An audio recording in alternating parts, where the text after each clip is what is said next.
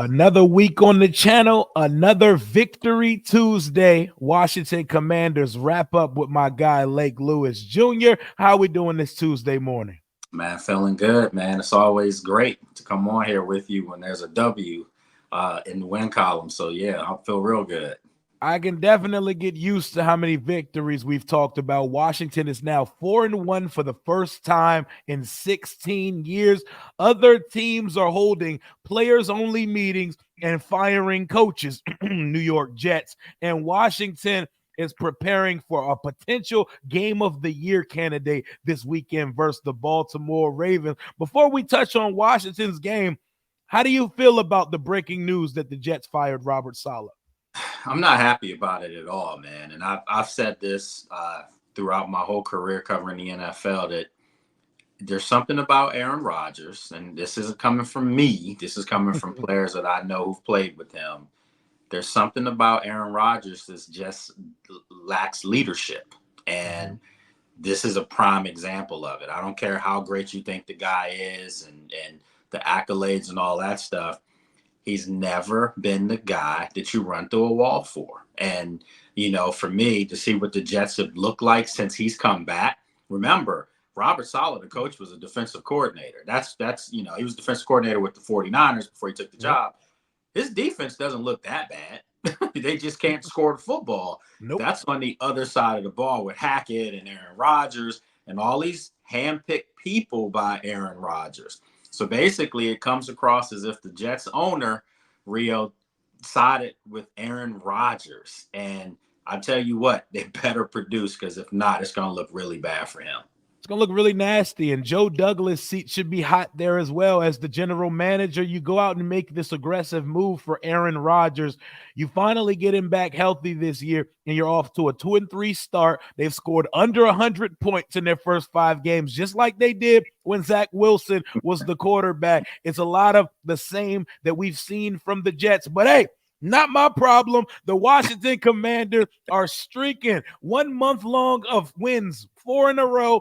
And we dominated the Cleveland Browns to the point that we pulled starters with a quarter to go. Lake, when's the last time Washington pulled the starters, especially at home? Man, I tell you what, I actually pinched myself and was like, is this a preseason game? Like, you never see that. And for them to, in consecutive weeks, beat the brakes off people. I mean, listen, man, this thing is looking really good. And success breeds more success. And when you're a young guy, a lot of this team, they flip the roster. So there's a lot of young players who this is their indoctrination into the NFL, and you're 4-1. I mean, it only can get better. I don't see how it possibly can get worse. You might lose some games, but as far as the actual word culture, well, you actually see it. There is a real culture in Washington now. You can see that it's being instilled. Look at the smiles on the faces of Jonathan Allen, Sam Cosmi, a lot of these guys. They're having the times of their lives. I think we got to start this show off on the defensive side of the ball, because the offense gets all the love. Jayden Daniels, everybody in the world's talking about the impact he's having on this team. But shout out to Joe Witt Jr. and the defense of the Washington Commanders. Held the Brown. It was 34-6. They got a garbage time touchdown with a dude Moss, Bobby Wagner, but they really held this offense to 6 points. Deshaun Watson looked like an XFL quarterback. Held both of their running backs to under 50 yards, Amari Cooper to around 60 yards, and they did nothing all day. They sacked them 7 times. Frankie Louvu looked like an all-pro, and Washington's linebacker room, which is the strength of that defense, went crazy on Sunday. Talk to me about the defense, Lee. Yeah, I mean, they set the tone yet again. And, the first couple drives, in the first quarter, you could see it was a filling out process going on. And I think, for Washington, the fact that their defense kept putting pressure on Deshaun Watson, and ultimately they started to wear down Cleveland's offensive line, they were wreaking havoc out there. And that's the defense that we've been hearing about, from the coaches all off season. And I know there were flashes of it in practices I would see, but nothing sustainable. Well, you go back 2 weeks ago when Joe Witt said that they scaled some stuff down so that guys can play fast, free, and physical.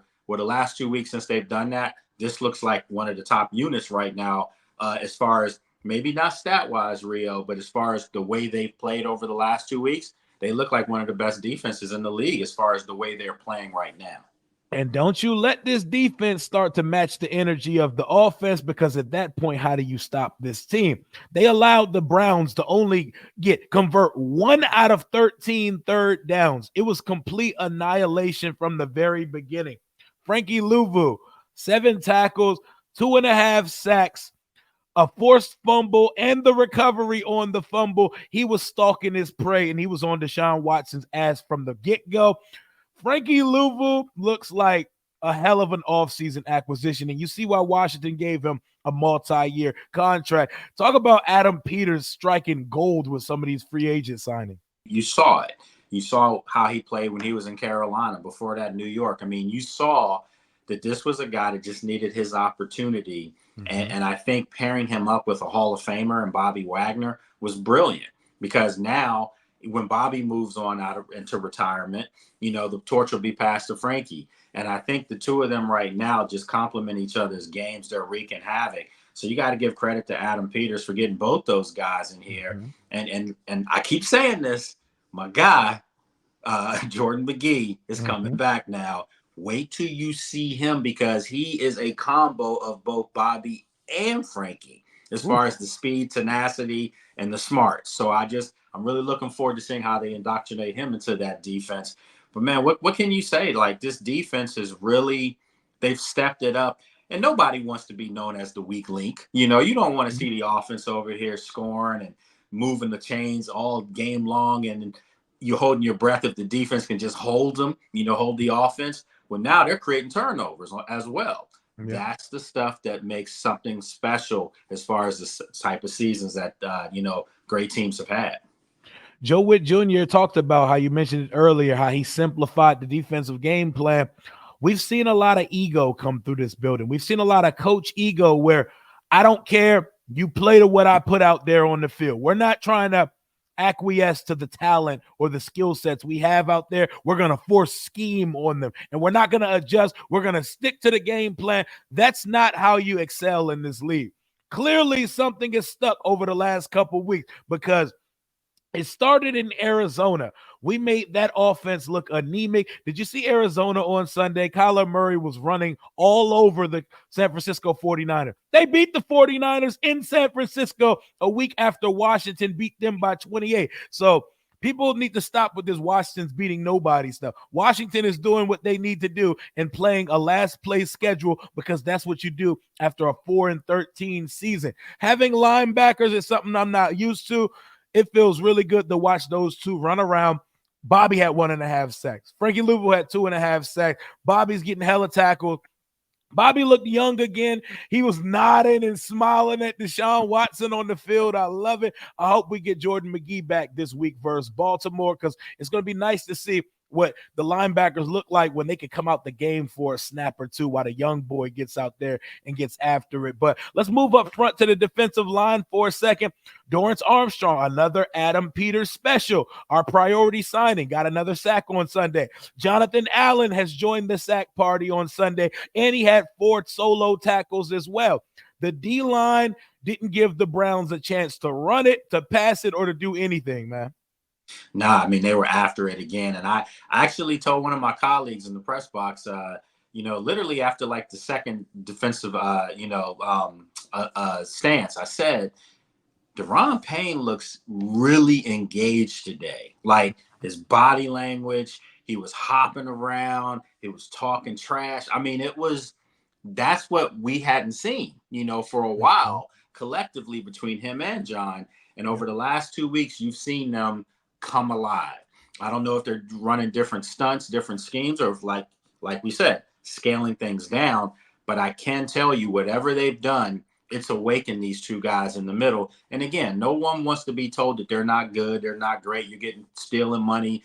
I said they were stealing money, and I'm sticking by it. Now they're playing the way they're supposed to play. They're doing what Terry did a couple weeks ago. Remember? We talked about this. If you're getting paid to be great, you're expected to be what? Great. And now they're performing, and it just makes life so much easier for everyone else around them on both sides of the ball. They just look more engaged. They look like they're into it. It's like they needed a couple weeks to buy into what the program was here. That's why everybody that was talking about taking away Joe Witt's right to call plays or fire Witt, all of that PTSD that we were shouting upon the new guys, they need time to click. They need time to gel. We're getting pressure off the edges now. We're getting pressure on the inside. And we were told the offensive line of the Browns was a weak link of that team. We actually took advantage of a weak link. Washington has been the slump busters. We've been the get right game for so many years.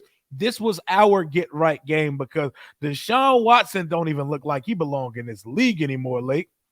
Nah, and listen, man, I said last week on my pod that, something had to give because Washington had the worst third down defense and the Cleveland Browns had the worst third down offense as far as conversion. So you knew something had to give. And I also said whoever scored 21st wins the football game. And that's not even something to debate because guess what? Cleveland hadn't scored 20 points all year. And guess what? They still haven't scored 20 points. So as you said, everything in years past for Washington, where teams will come in DC and get right on them, Washington's doing exactly what a good football team does. And that's right, I said it. A good football team beats the teams that they're supposed to beat.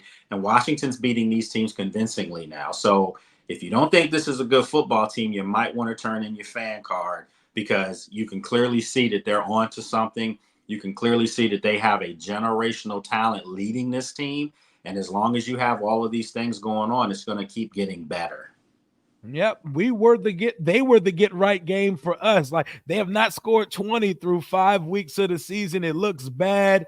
And Deshaun does look like trash, bro. Seriously. Yeah, he does. He doesn't look like he belongs in the league. It's like they're afraid to put him on the bench because he has the only fully guaranteed contract in the league. And let that be an example. The owners will never give anyone a fully guaranteed contract again. Especially, he's just ruined it for like 95% of the NFL. I mean, if you were a guy that was looking at his contract, let's just flip the script. If he had played like he looked in Houston, man, you would see the NFL, everyone, NFL, PA, everything going to listen. We want to be like Major League Baseball. We want to be like the NBA, get these guaranteed contracts. But when you have something like that happen, the owners are going to use him as the whipping boy every time a player brings up guaranteed money.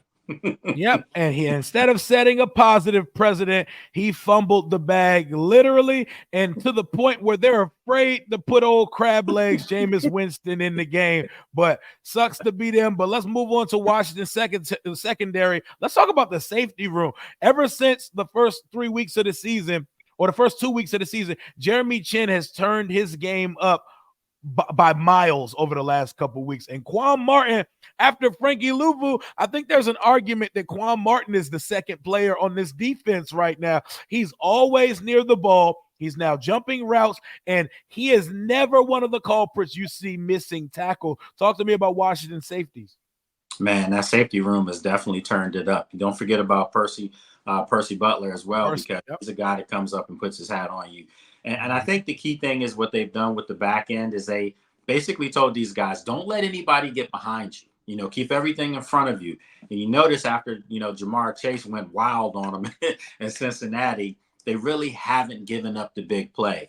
Matter of fact, to my record, the touchdown pass, in Cleveland to the tight end, that was just a hell of a catch, man. There's nothing you can do about that. And then you go back even further against Arizona, Marvin Harrison Jr., that was a great catch, So sometimes you're going to have those things happen. But by and large, they just haven't been passed on as far as, deep chunk plays down the field.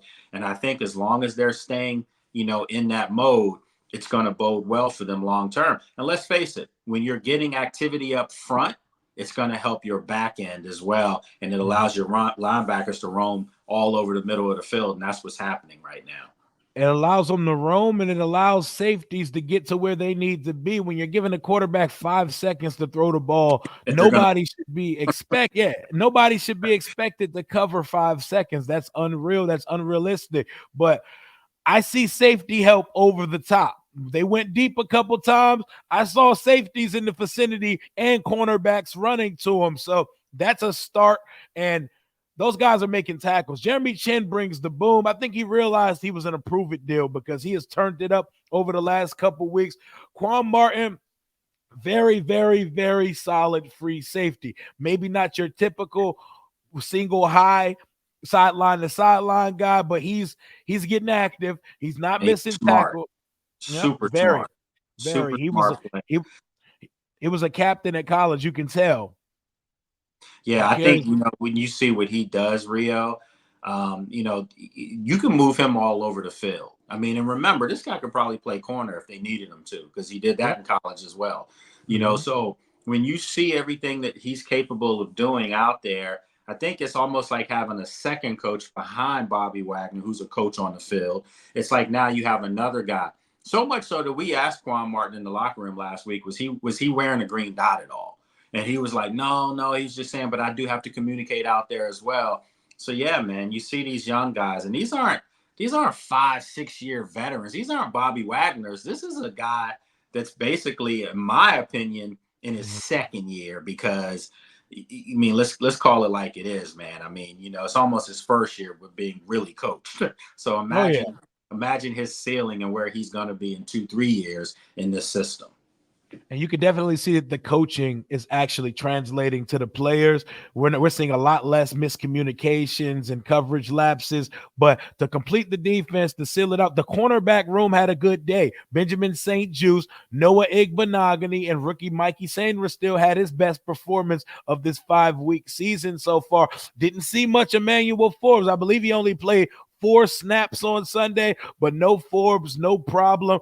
I see St. Juste finally getting his head around when the ball's in the air. What a day by the secondary for the Commanders, and the cornerbacks, they get some praise as well. Yeah, they had a really good game. And, say what you want about Cleveland's offense. They still have a former Pro Bowl quarterback. We know he's not playing well, Nope. but you have Amari Cooper, you have Jerry Jeudy, you have Elijah Benjamin. I mean Elijah Moore, excuse me. It's not like they're devoid of talent at their skill set at wide receiver. You have a Pro Bowl tight end who was coming back. I mean, they just really bottled these guys up. And again, you have to give credit up front, because when you put pressure, it allows for corners to be the athletes that they are, break on balls, knock balls down, make solid tackles in the open field. So everything is clicking for this team right now, and it couldn't come at a better time, because you're going to need all of the above going up against Superman number 8 on Sunday. And it feels like a very easy one this week. We don't got to grade them on a curve. What is your defensive grade for the Commanders on Sunday? Oh man, I'm giving them an A. For me to give anybody an A+, probably would have been if they didn't get scored on at the end. But I'm giving them a solid A, and that's a stark contrast from the failing grades they were getting the first 2 weeks of the season. So you've seen this thing flip itself. So yeah, man, you got to give credit where credit is due. Everyone's playing really well on that side of the ball. And then if you think about, like we said, Jordan McGee coming back, Cleveland Farrell coming back, I mean, you're going to be adding more pieces to this, Effie Abada coming back. I mean, these are good players that are coming into the fray to add to this defense. So why not think this thing's just going to keep going upward? Yeah, I see. Lake's giving the Michael Jordan at the dunk contest grades. I'm giving him an A+ for the week. I'm giving them the plus because, as far as I see it, you holding teams to 13 points. I love that they were upset for giving up that touchdown. They Me seemed like too. they were Me too. visibly disturbed that they gave up a garbage time touchdown. They wanted that 6 on their record for the week. But I'm gonna give them an A+ because Cleveland did nothing on offense. Even when we fumbled and gave them the ball in their territory, they moved backwards instead of forwards, and we held steady. I'm going to give them an A+. 7 sacks and a turnover. This football team, that's an A+ for me. But if you could keep this up, we keep saying all they got to do is be league average, solid and opportunistic. And if that would meet the energy of our offense, we will be a team that'll be very hard to beat. But let's switch gears. Let's flip gears to the offensive side of the ball. Jayden Daniels, per usual, puts on a show. Our rushing attack cannot be stopped. Not much B-Rob, not a problem at all. He had 2 goal line touchdowns. Austin Eckler, our most dynamic player in our offense, he's back.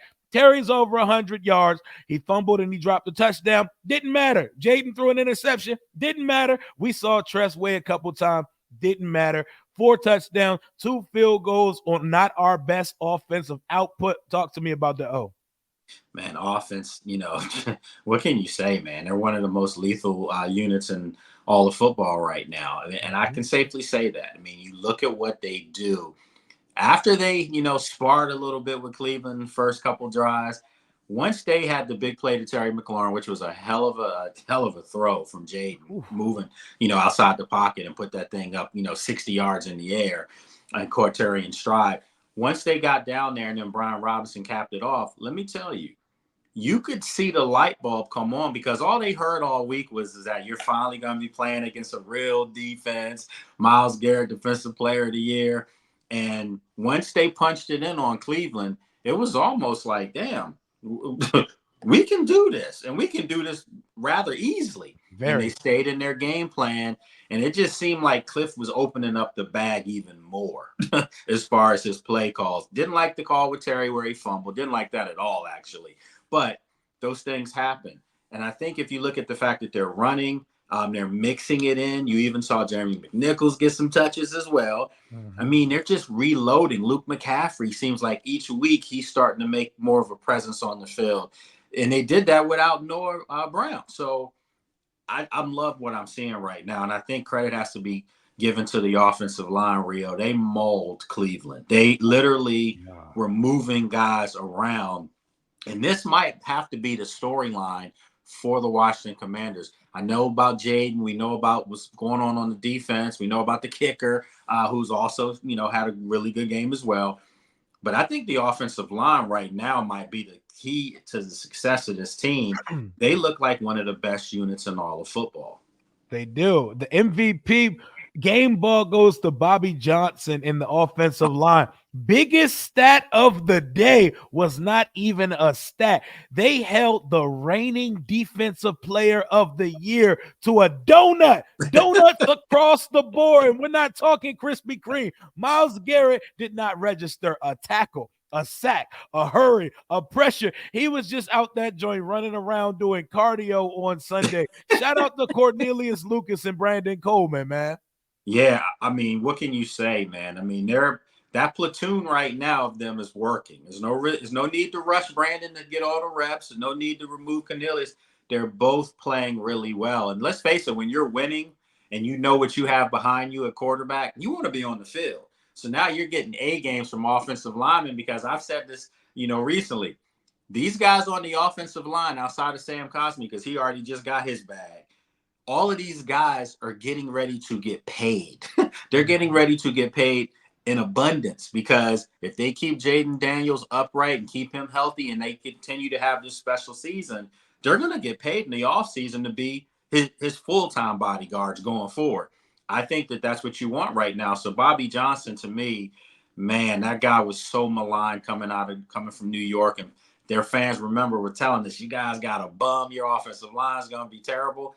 Okay. Okay. They don't look bad to me. Yep, Bobby Johnson said put some respect on his name, because his good name comes from his time in Buffalo with Brian Daboll over there with the line that he held blocking for Josh Allen. It was a New York problem. It was not a Bobby Johnson problem, and you can see it translating on the field on Sunday. Yeah, it was definitely upper management. Their draft picks just basically haven't been good. And it goes to show you how great Adam Peters is, as a GM who really can evaluate talent properly, because everything he's touched from the draft, everything he's touched through free agency has clicked. It really has. I can't think of one player that he's brought in that at some point each week we haven't mentioned something that they did well. And it's just snowballing. And now you have a young team that's believing that they really are good and that it's not a mirage. And, we'll talk about it shortly, I'm sure. But I don't think this is something where week one, you talk about maybe, 5-6 weeks, you're going to be playing in Baltimore. You're like, I don't know about that. I don't see any reason why this team can't roll up into Charm City and get a W. I just don't see any reason why they're not capable of doing that, because they are a good team. and Baltimore is a good team. This is a great barometer to see where your program is. Just in the short term, it's okay to see that. But I'm going to tell you right now, if they go up in Baltimore, a Super Bowl contender, on the road and beat them, you have to start saying Washington's a Super Bowl contender. And I think we have a very good shot. And this is probably the best, most even team we've sent to play Baltimore in quite some time. We play them every 4 years. But man, I cannot say enough about the job of this offensive line. They held the reigning defensive player of the year to no recorded stats on Sunday. We are dual wielding left tackles with Cornelius Lucas and Brandon Coleman. It's unorthodox. It's non-conventional. Don't care if it ain't broke. It ain't exactly. If it ain't broke, don't fix it.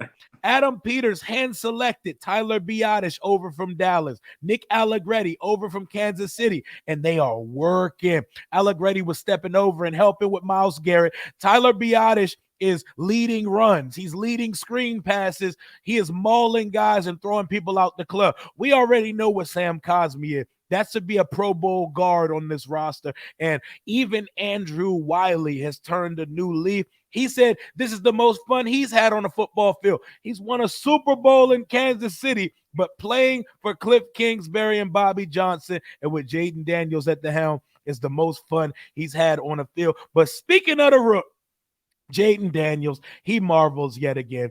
He had his first 300-yard total output, 320 on the day. He had 238 through the air, 82 on the ground, and he could have, if he cut back on the run, he could have scored. We should have put up more points on the drive where he threw a little rookie mistake interception where he forced it on a slant. And Terry dropped the touchdown on the left side. We left meat on the bone and still put up 6 scoring drives and 34 points. Talk to me about our rookie savant at quarterback. Man, I mean, this guy is literally taking the league by storm, and it's a different level of taking it by storm. I mean, everyone wants to keep comparing that 2012 run with Robert, what they did. No, man, this is different. and I mean this is different because the offense that was being ran back in 2012 with Kyle and Sean McVay was here and obviously Mike Shanahan Sr. I mean, they were literally, they created something especially for Robert, and it was to hide some of the weaknesses that Robert had, and that's not to say that they didn't, set the offense up to his strengths, but they weren't standing in the pocket throwing the football around. That's not what they were doing. Mm-hmm. It was a lot of off tackle type stuff, read option. Jaden is in the middle of the field making grown man decisions like, okay, you're blitzing me, I'm just going to throw 78% against the blitz, or I'm going to elude you and make your lineman tired by the second quarter, or I'm going to throw over top of you. Whatever he wants to do from the pocket is there, and then when he takes off, remember we said this, Rio, to all the listeners and viewers out there, he's a pocket passer first, but when he decides to run, he's got the second most dynamic wheels in the NFL outside of Lamar Jackson. So now, what are you going to do, to this kid? And the fact that he's calm, cool, and collected, this guy, I'm telling you, I've never seen anything like that. And you can go back to when I was on this show months ago. Go back to it when we were in rookie minicamp.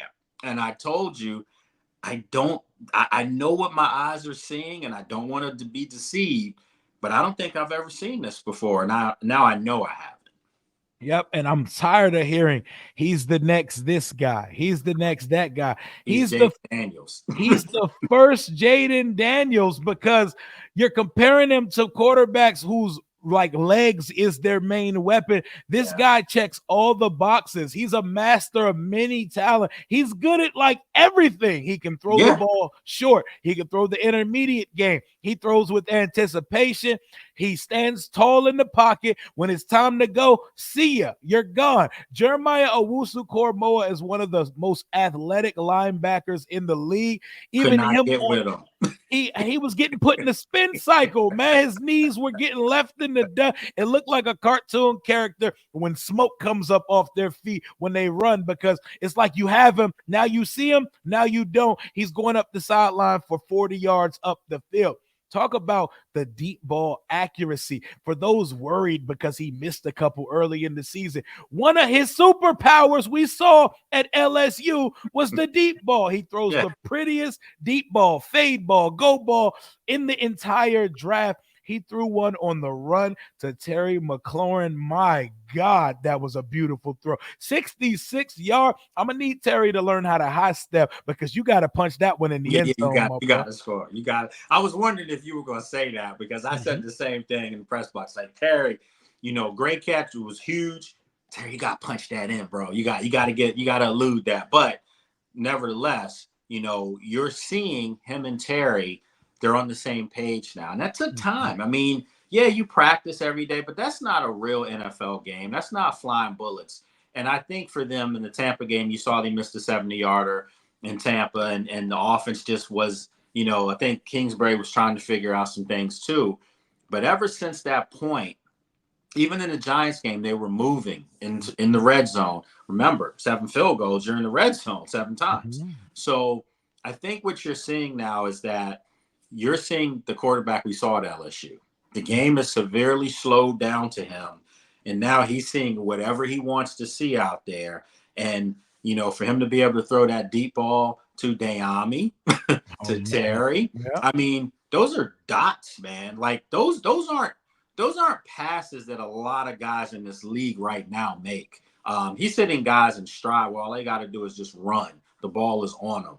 So as long as you're getting that kind of production from this guy going forward, I don't know how you game plan for him, Rio. I truly don't. I don't think a coordinator is going to say, I'm going to take this away from him and dare him to beat me this way, because he'll beat you with his legs if that's what you're going to do. If you try to keep him in the pocket, he's going to throw darts around the field. I don't see a weakness in this guy's game right now, and I'm looking for one just so, because I know he's a rookie and I can't give rookies this kind of love so fast. But do you see a weakness in this guy's game? I don't see one. I don't see one either. We don't know what that kryptonite is yet. They keep saying when the league gets film on them, some guys transcend the league getting film on you. Look at CJ. Do film. look at CJ Stroud in Houston. They got a year worth of film on him, and that team is 4-1, just like Washington right now. But I'm gonna shoot Terry just a little bit of bail. He's not used to same-day delivery. He's not used to the ball dropping in his hands in stride going down the field. So he's not used to having to high step it into the end zone, and he's not used to a quarterback actually throwing an accurate enough fade corner ball like in the third quarter. Need some hands, though. Yes, sir. Body catch bandit, Terry. You can't use your chest everywhere. You got to bring it in with your hands. But for the third week in a row, Jaden and Terry, there's been a concerted, intentional effort. Even sometimes Jaden's forcing it there when he didn't need to, like the interception versus the Cardinals, or this week where he could have went to Luke on the go ball. He went to Terry. It was almost picked and almost caught. But I love the 5-17. Okay with that. I'm okay with it too. And I'm almost all right when he makes mistakes, because I want to see what he responds like, and he auto-corrects. Next possession, he's back on your ass. Threw an awful interception on the goal line. Can't have goal line interceptions, Jaden, but he shook it off. Jeremiah Owusu-Koramoah caught the pick. Next possession, we're right back on that ass. My favorite offensive portion of the game Sunday, we get the ball right before half, right under the 2-minute warning. You know what Washington always used to do? Take a knee. Take a knee or run a couple duos and go to halftime. Cliff Kingsbury looked at Jaden like, yeah, okay. And Jaden scrambles on a play. He looks to Cliff and says, they're playing man on the outside. Let's take a shot. We were down Noah Brown, so the other Brown needed to show up. I called it all week on the show. I said, this feels like the one game Dayami shows up. He gives you one a year where he's going to get you with a bomb. And A beautiful bomb on 2nd and 7 to Diami down the right sideline.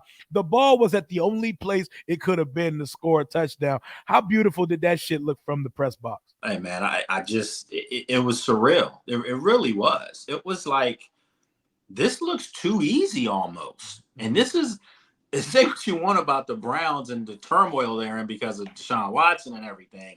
They still have a lot of talent on defense. Their corner room, I mean, their safety room, Grant Delpit and Newsome. I mean, they're not devoid of talent, and they It's were everywhere. getting moved on. I Mhm. mean, one of the biggest defensive lines in all of football was getting manhandled up front.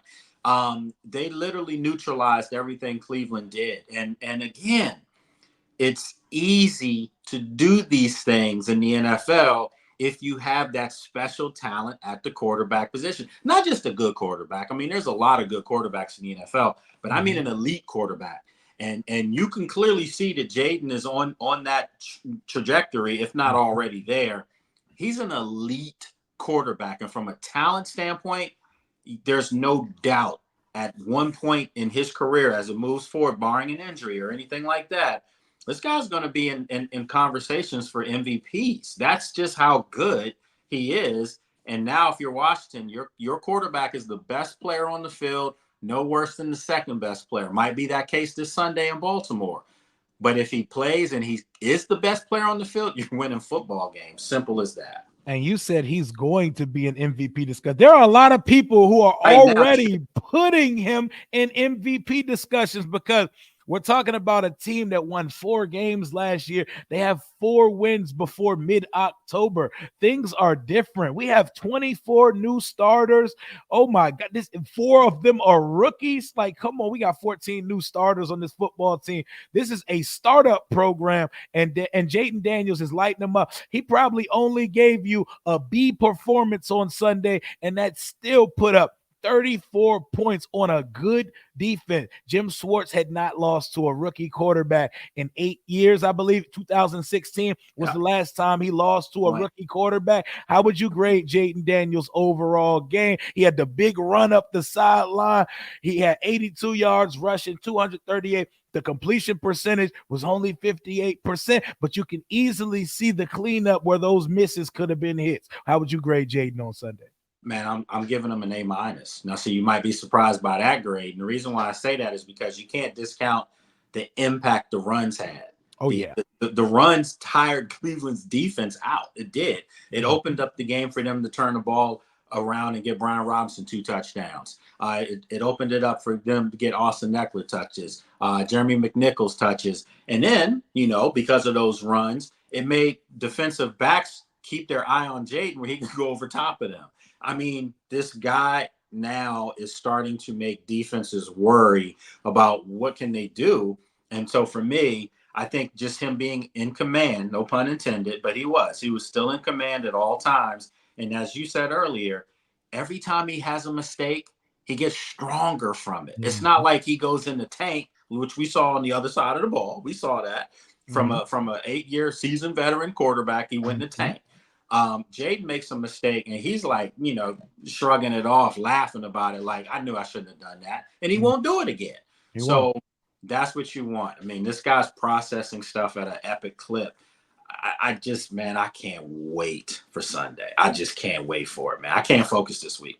I know. I barely want to even talk about this game because I want to just talk about this Ravens game all week. I'm gonna give Jaden a B plus. I'm gonna give him a B plus, which is a B Okay. plus, A minus is pretty much the same thing. An A minus is just a B plus with some makeup on. But Jaden balled out on Sunday, and he left some stuff on the field.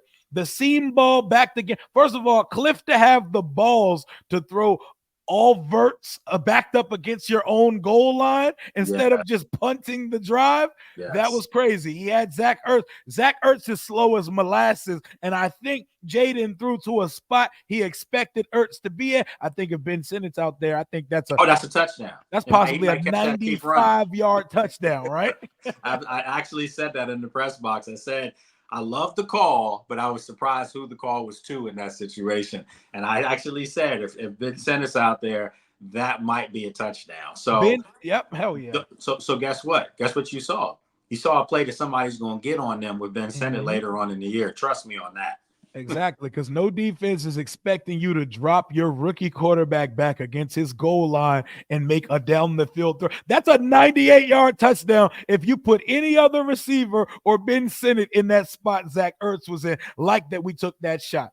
Also, the interception, I'm not mad at you. Quarterbacks turn the ball over. Watch the Chiefs last night. Patrick Mahomes did not throw a touchdown, still went for over 300 yards and led his team to victory. It's not always going to look gaudy on the stat sheet, but 238 through the air, 82 through the ground. That's 320 total yards. Was robbed of a touchdown because Terry dropped a corner ball. That's a B-plus type performance. Let's move over to the running back room real quick.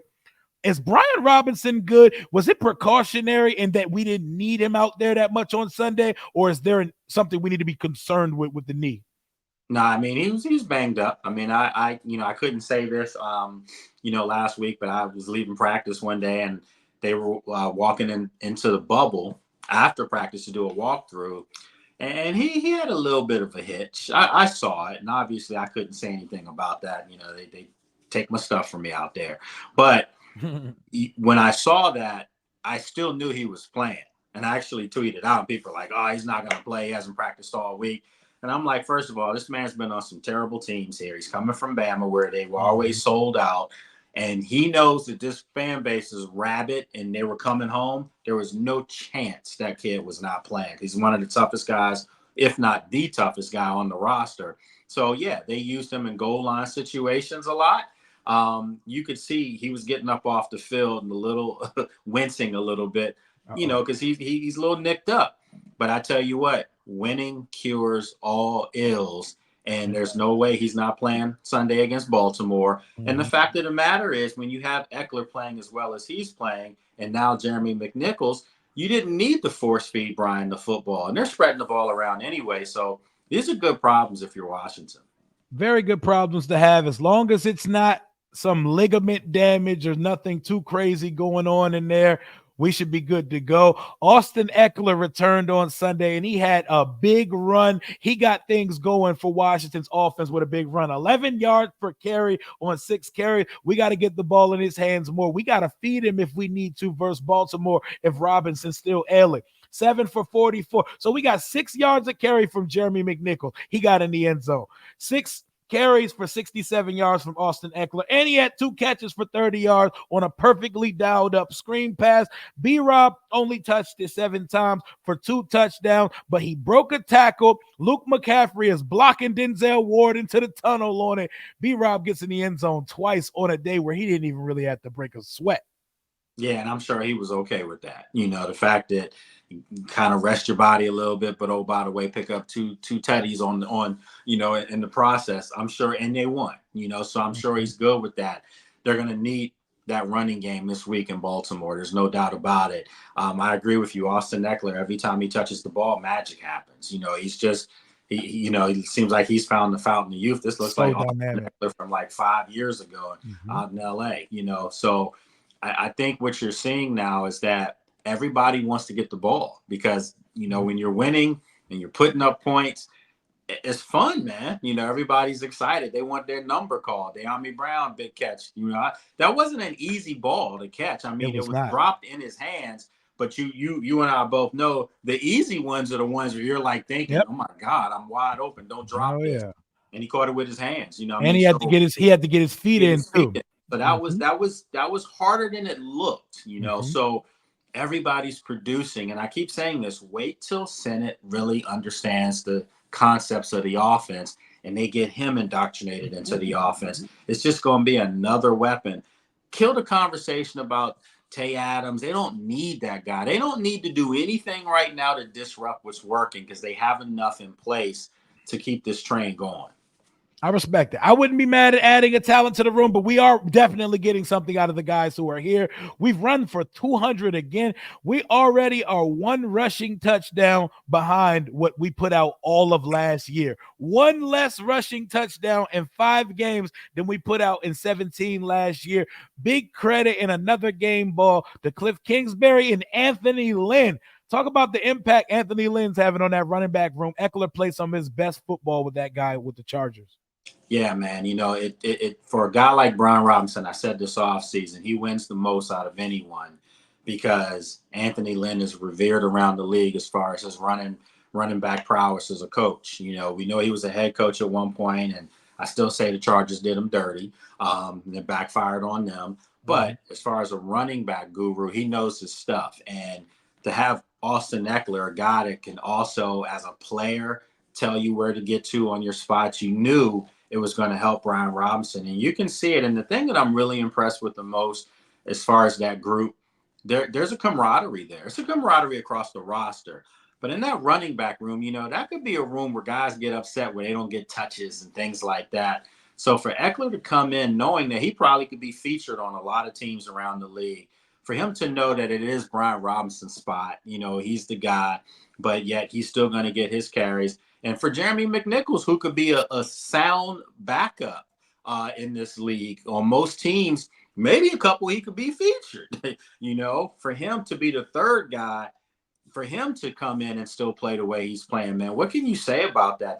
That has to be a testament to Anthony Lynn as far as how he's coaching them. And you can tell they're physical and tough, just like Coach Lynn is. And you can tell they take well to the coaching. It also tells you the evolution of Cliff Kingsbury, who came out of college running the air raid offense, spread them out, throw the ball all day. Look at what impact we're running the ball. We have a quarterback that, unlike the quarterback in Arizona, our quarterback has some size to him. So we don't have to be creative to create throwing lanes for Jayden Daniels. We have a guy that can pick you apart in the short game, the intermediate game, and the deep game. He can run the ball, and we got running backs, man. It's a beautiful sight. And you know what else needs to be said too, that I'm sure people aren't saying much about it, and I'll put it out there. Don't be fooled into thinking that Adam Peters and Dan Quinn did not know what they were doing by bringing in Anthony Lynn and Brian Johnson. Don't be fooled into understanding those are his guys. Cliff Kingsbury is a guy that everybody knows will be a coach again, especially if it continues what's going on right now. Mhm. So fans are going to be like, oh, it's going to fall apart when it. No, because you'll still have two guys that it's almost like they have three coordinators, three offensive minds that are putting one package together. And Cliff obviously is the kingpin of it. But I think it needs to be said that Washington's in good hands going forward if they were to lose Kingsbury, because they have the guys that still can keep this thing going for Jaden. I think there's easily a succession plan, whether it's Anthony Lynn, whether it's Brian Johnson, whether it's Tavita Pritchard, the quarterback coach. Everybody's going to speak the language of this system and know going forward. And I don't think we even need to worry about that right now. Cliff's not going anywhere. Cliff's getting head coaching checks from Arizona while on top of making what he's making here as an OC. And I'm pretty sure Josh Harris could sweeten the deal and make him the highest paid OC in the league if things continue. We don't need to worry about Cliff leaving right now. Cliff's not going to New York, folks, so cut that out. Oh, yeah. We don't need to worry about that right now. And honestly, Cliff may be just more comfortable doing what he's doing right now, so we don't need to worry about it. Let's look at the receivers for today. Terry, 4 catches, 112 yards. That's 28 yards a catch because of the big 66-yarder. 2 for 57 for Diami, 28. We had 2 receivers only over 28 yards a catch because they had big passes. Eckler, he had 30 yards, but it was a perfectly dialed up third down screen. Eckler on a screen pass. I know defensive backs hate to see that bowling ball of a receiver coming. Luke McCaffrey, he is so close to having a breakout game. He runs every route hard. He runs every route like it's his first route of the game. He blocks. He is the tough tenacity. He looks like Ed McCaffrey's son out there, and he's always open. When we make it a focal point to go to number 12, he's going to have a big day. Jaden's not seeing him, and he's trying to get it to Terry. He's trying to get it to his playmakers. But Luke McCaffrey is so close to having a big day. How would you grade Washington's wide receiver Sunday? Oh, man, you got to give him an A. Another one, solid A for me. Close to an A+. Terry catches that touchdown, I give him an A+. But for me, solid A. They're doing everything that they're supposed to do. You mentioned before as far as the blocking, their receivers are getting after it. They're getting, downfield on guys too. So it's not just catching. It's everything that you want right now is working, and everyone's looking to have their number called. Everyone wants to make a play in this offense. So that's why I keep saying, I don't know if you need to go out and get another receiver to disrupt the chemistry that's already in play, Mhm. because you said it. Luke McCaffrey's getting better week in and week out. And Sure is. once he does have that breakout game, you know, the offense goes to another level.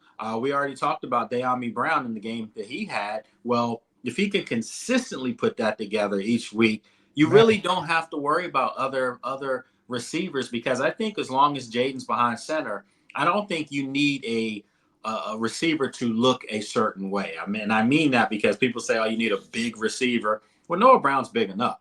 I don't think you need a specific type of receiver now in this offense, as long as they can catch the ball and get open, and they're all doing that right now.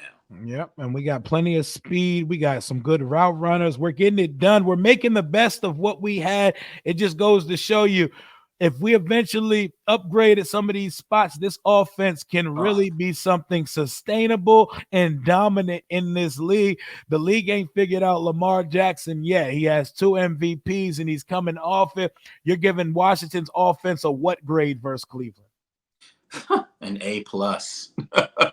I'm doing it because they did what they wanted. And after the second quarter, you could just see that they were demoralizing Cleveland. The 4th and 3 conversion, it just demoralizes you. And remember, you go back in the offseason, and what did Adam Peters say about Jayden Daniels? He said he takes your soul. That's what the offense is doing to teams now. So if they jump on you early, you're in trouble. And that's going to be something I'm looking forward to this Sunday. So like I said, I give them an A, not an A plus. So let me rephrase it. I give the offense an A. But I think going forward, if they jump on teams early, you might start seeing some A plus grades coming. I want to give him a B plus so bad, but I'm giving him an A minus because despite the fact that you turned the ball over, Tressway came out for a couple punts. Tressway, you need to get your leg back into it. I know you're not used to punting it, but Or punts. They them didn't look punts like ain't, Tress at all, they, right? they did not look like the Tress that we once knew here. We got to get that leg back going. But a couple turnover, a couple punts, a couple turnovers. We need to still focus on the fact that there were 6 scoring drives. Even on an off-ish day, 4 touchdowns and 2 field goals, Washington is averaging 31.5 points a game. 31 and a half points a game a year after averaging only 19 points a game.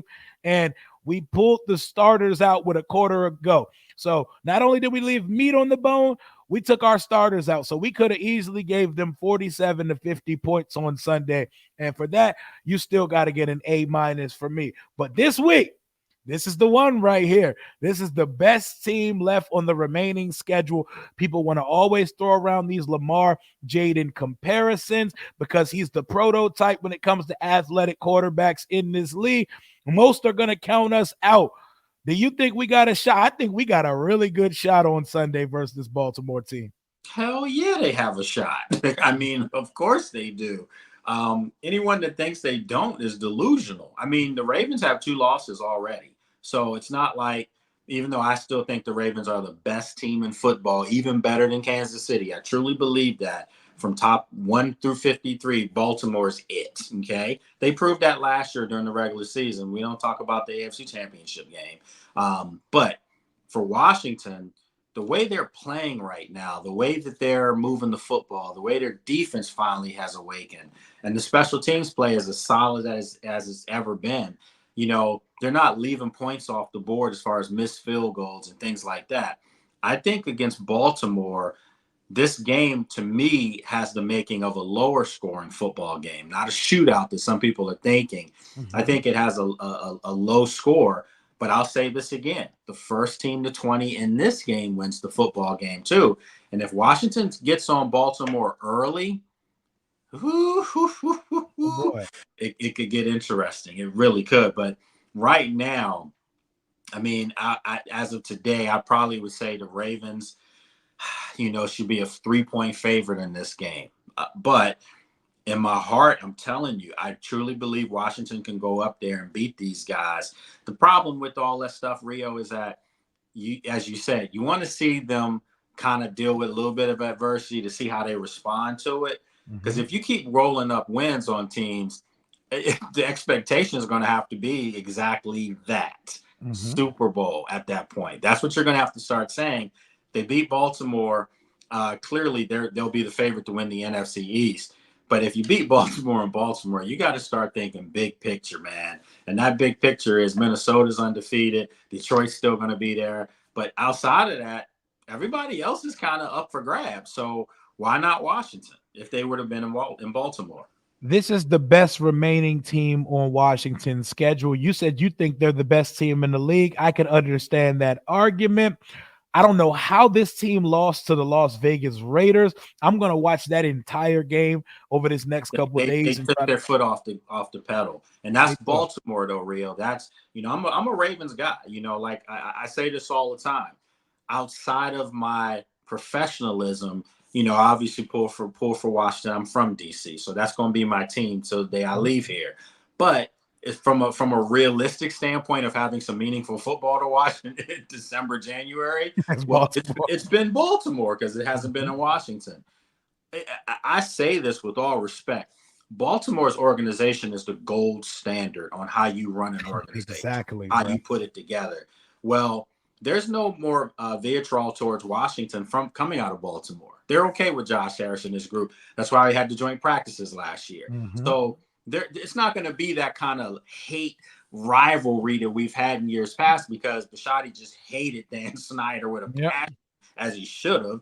This is a little different. So I think Washington's going into Baltimore with their new toy, but you do know that Lamar he's tired of hearing about Jaden. I don't care what anybody says. He wants to show Jaden I'm still king of the hill here, and Mhm. now Jaden has a chance to say to him, "I'm the guy now. I'm not the little brother now. I'm the guy now." So Mhm. I'm looking forward to this, man. We're pulling up to MNT like when your little brother got the remote control car that can finally compete with the remote control car you got a couple years ago. From Right. Bisciotti down to Ozzie Newton, who passed it down to Eric DeCosta to John Harbaugh. They are the gold standard. They're the prototype. They're the blueprint. You've heard Josh Harris said on multiple occasions, I'm building to be that. To I want to emulate be that. I Yeah. want to be that. That's a team that's seen two Super Bowls in the 2000s, not able to get there yet with Lamar, but that was the best team in the league last year. They came one game close. You got to muck it up versus Lamar Jackson. You got to kind of neutralize his superpower running ability and keep him in the pocket and make him have to pick you apart there. He can do it. He's come so far as a passer, but I'm so ready to push my agenda that Jaden is a better natural passer than Hurts and Lamar. And this is the week I can punctuate it because you're going to see them both on the same field.